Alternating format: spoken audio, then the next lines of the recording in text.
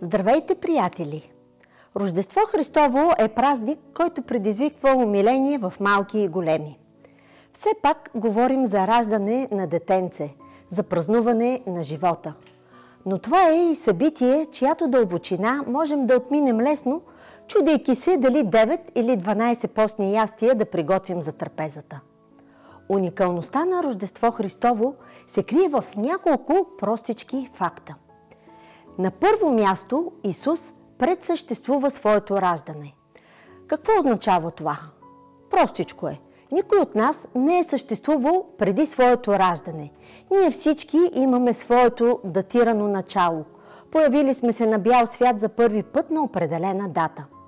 При Христос е различно. Той е съществувал преди раждането му от Дева Мария. Ето два текста. В началото бе Словото и Словото беше у Бога и Словото бе Бог. То в началото беше у Бога.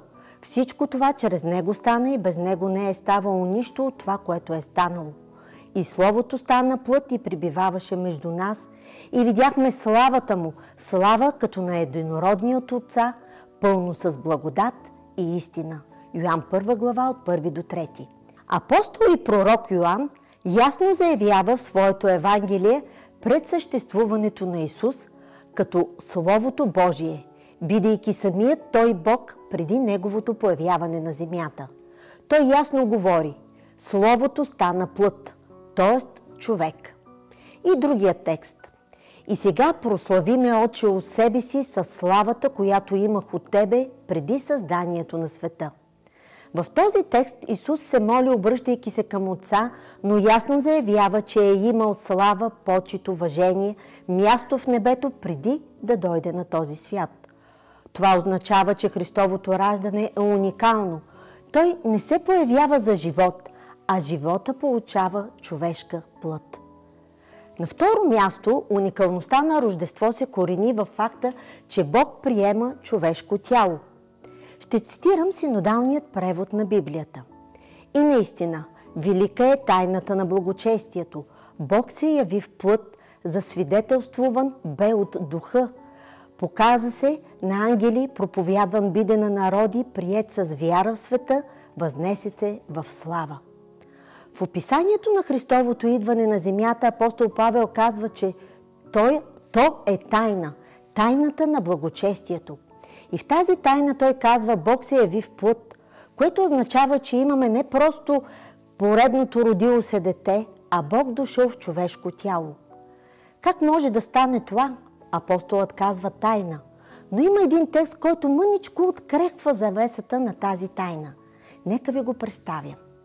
В посланието си към филипяните апостол Павел насърчава вярващите да няма между тях раздори, караници, разцепление и ги насърчава да бъдат като Христос. След което дава кратко описание на Христовото смирение. Ето ги и думите. Имайте в себе си същия дух, който беше и в Христа Исуса, който като беше в Божия образ пак не счете, че трябва твърдо да държи равенство с Бога, но се отказа от всичко, което взе на себе си, образ на слуга, и стана подобен на човеците. Изразът „но се отказа от всичко“, освен значението му Исус да остави небесния трон, има и значение, че Той се е отказал от своите божествени качества. Някои казват, че по-правилният превод е „опразни себе си от всичко“, което означава, че Исус, доколкото може, е опразнил себе си от своето божествено положение и качествата, присъщи му като Бог, и приема образа на човек, за да бъде равен на нас във всичко. Това означава, че когато на кръста Той изрича думите Боже мой, защо си ме оставил?“, Христос наистина не може да погледне през мрака на греха и наистина се чувства осъден от греховете ни. Третата уникалност. Докато всеки човек се ражда и започва да търси смисъл в живота си и на този смисъл подчинява своя жизнен път, то при Христос е различно. Исус има смисъл, цел и затова се ражда, за да я изпълни. Той не търси, лутайки се през световните философии, защо живее, а живее, защото има смисъл, план. Кой е Той ли? Ето само частица от този план. Исус е пред Пилат, римския прокуратор, който след минути ще го осъди на смърт. Но в малкото време, което остава, двамата провеждат разговор. Нека да го чуем. Затова Пилат му каза: "Тогава ти цар ли си?"